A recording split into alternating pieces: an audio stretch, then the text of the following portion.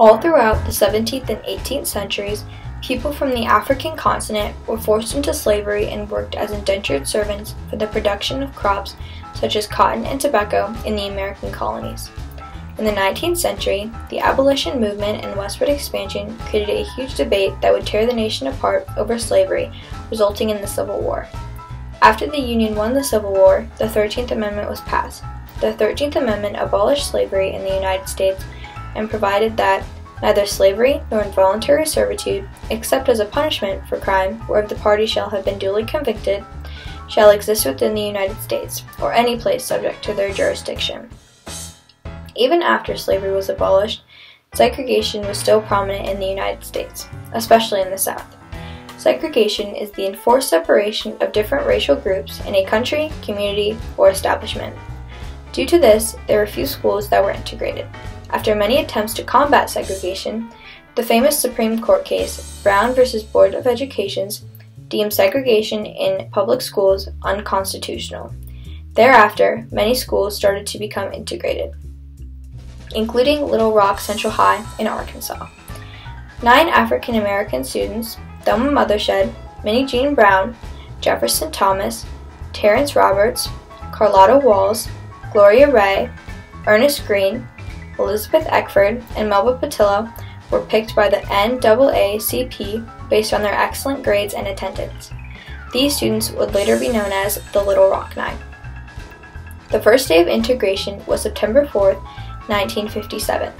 On this day, the governor of Arkansas, Orville Faubus, sent the Arkansas National Guard to preserve the peace, when in reality they were sent to stop the black students from entering because of imminent danger of tumult, riot, and breach. This is Central High School, Little Rock, Arkansas. Troops, which for nearly 3 weeks lined the sidewalk here in front of the high school under orders to keep the colored students out, have been replaced now. Upon their arrival, there were many protesters and supporters.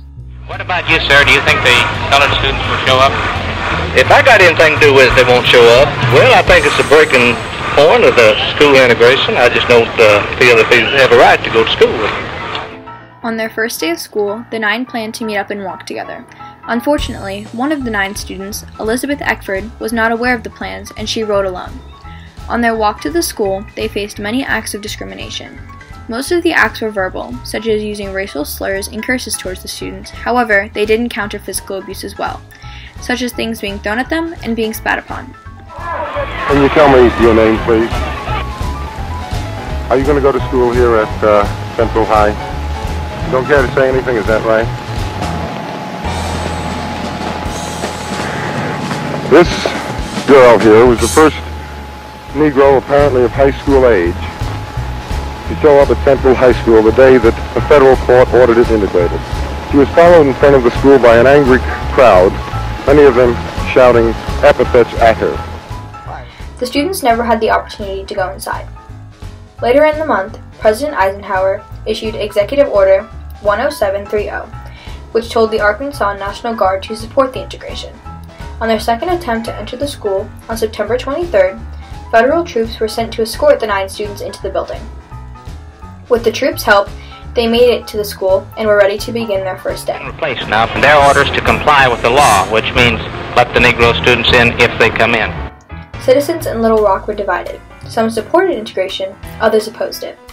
One specific person who opposed it was Barney Allen, who decided to send a letter to former President Dwight D. Eisenhower. His letter mentions how, in his opinion, whites shouldn't have to interact with Negroes. This letter gives a perspective on how so many whites did not support integration. Just got a report here on this end that the students are in. On the other hand, Daisy Bates' letter to Roy Wilkins, an activist in the civil rights movement, gives a view on the other 9's experience of an integrated school. She speaks of how the white students physically abused her for no apparent reason. Do you feel it's worth it going through this? Yes, I do. Throughout the year, the troops stayed at the school for protection, even though it didn't always protect the students. The white students who attended would do horrible things to the 9. Some of the acts were fatal. Elizabeth Eckford was pushed down a flight of stairs, and Melba Pattillo had acid thrown into her eyes. The punishments the students faced were not justified to the degree of bullying that occurred.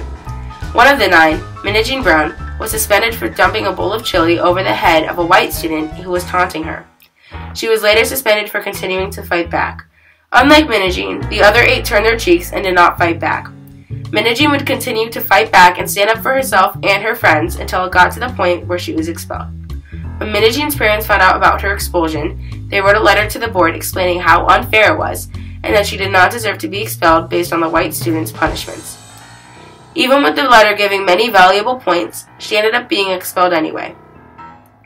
After surviving his rough year, one of the 9, Ernest Green, was set to graduate.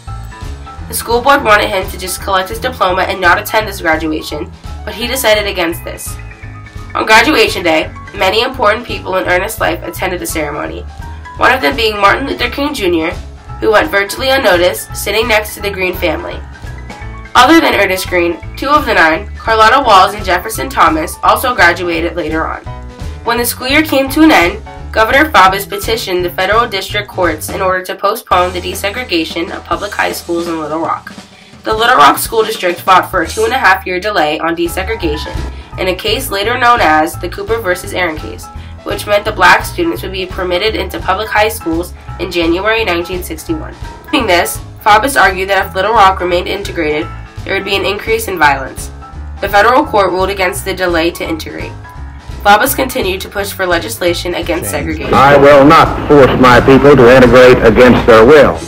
He signed bills that would close all 4 public high schools in Little Rock, preventing both black and white students from attending schools, claiming that Little Rock had to assert their right and freedom based on the decision. He intended on building private schools that would educate black and white students separately. Faubus won his appeal, which led to consequences in Little Rock society. Because of this, black communities became a target for hate crimes. In May of 1959, 3 segregationalist board members were replaced with moderate ones. Board members later reinstated the previously fired 44 teachers and administrative staff from the 4 high schools, and later reopened the public high schools on August 12, 1959. That year would later be known as the lost year. Because of these headstrong African American students, schools around the country have been positively changed forever. In their honor, a monument was created in Little Rock and is now able to be visited. At this monument, 9 statues of the students stand tall and will always be there in remembrance of the strength and bravery each and every one of the Little Rock 9 had.